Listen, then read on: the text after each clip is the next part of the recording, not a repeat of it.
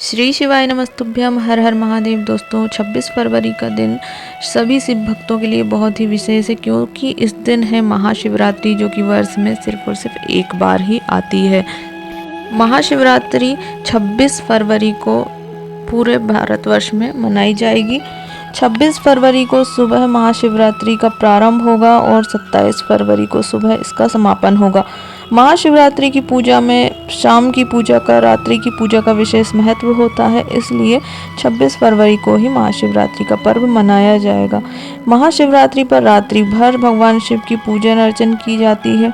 भगवान शिव और पार्वती का विवाह उत्सव के रूप में भी महाशिवरात्रि का पर्व मनाया जाता है।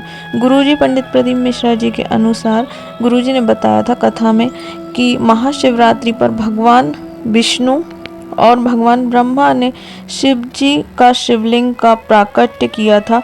इस प्रकार शिवलिंग के प्राकट्य के रूप में भी महाशिवरात्रि का पर्व मनाया जाता है।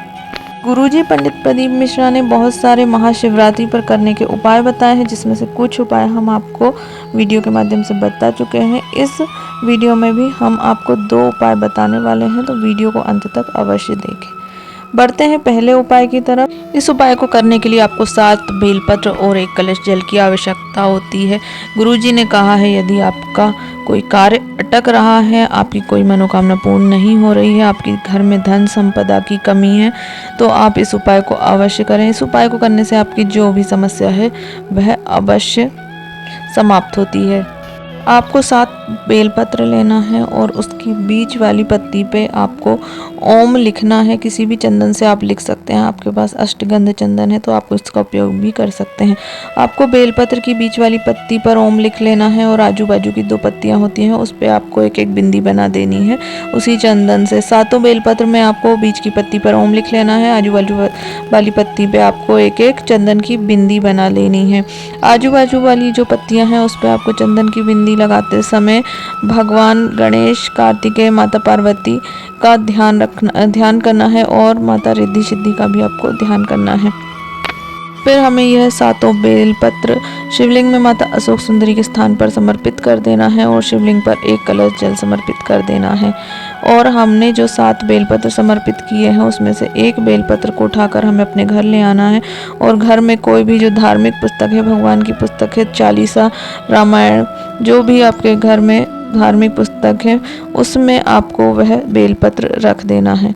गुरुजी ने कहा है, आप ऐसा करते हैं तो आपकी जो भी कामना करके आप इस उपाय को करते हैं तो वह आपकी कामना अवश्य पूर्ण होती है।